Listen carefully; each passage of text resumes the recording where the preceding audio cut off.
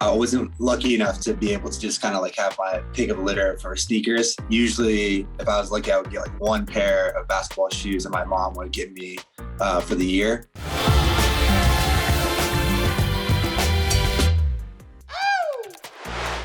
Hey, I'm Joe Harris, and you're watching My Road Rotation with BR Kicks. I had some of like the original Iversons, the Reeboks, like these like some of his, they weren't even the questions.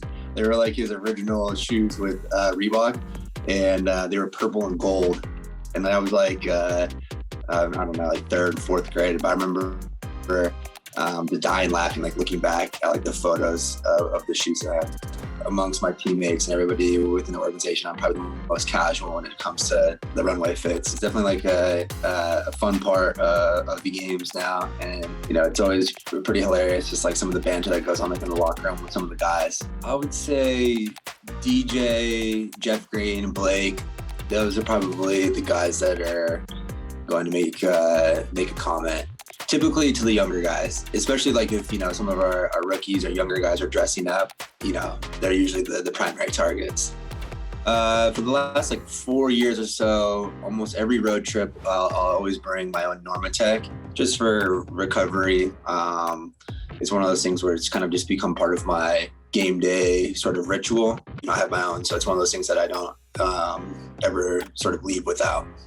My rookie year, the NBA still had a pretty strict dress code. So, you know, you couldn't really wear sweats and sweatshirt into the game. You know, a lot of guys were still wearing pants and collared shirt into a lot of the games.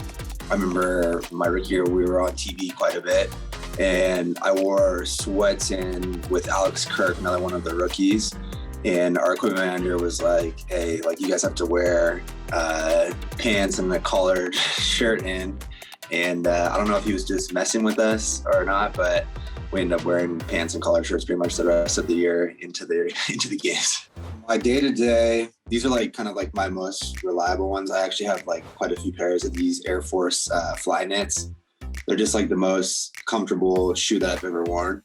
And I have them in a number of different colors, but I like wearing the white ones quite a bit.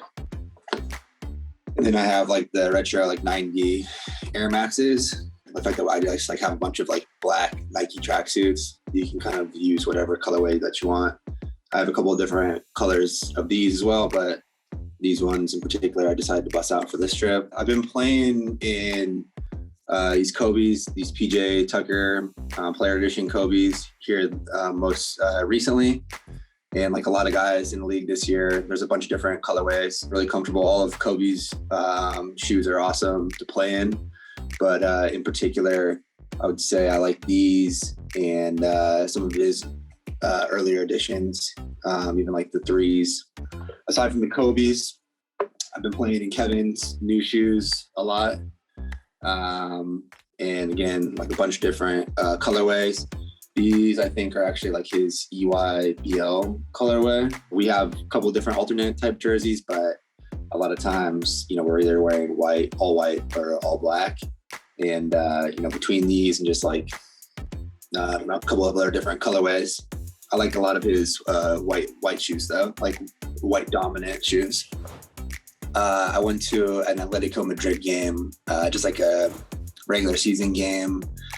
I think it was like maybe like 3 years ago. And I mean, it was an awesome experience because I was able to kind of go hang out like in the president's like box area, which is why I had to wear dress slacks and a collared shirt.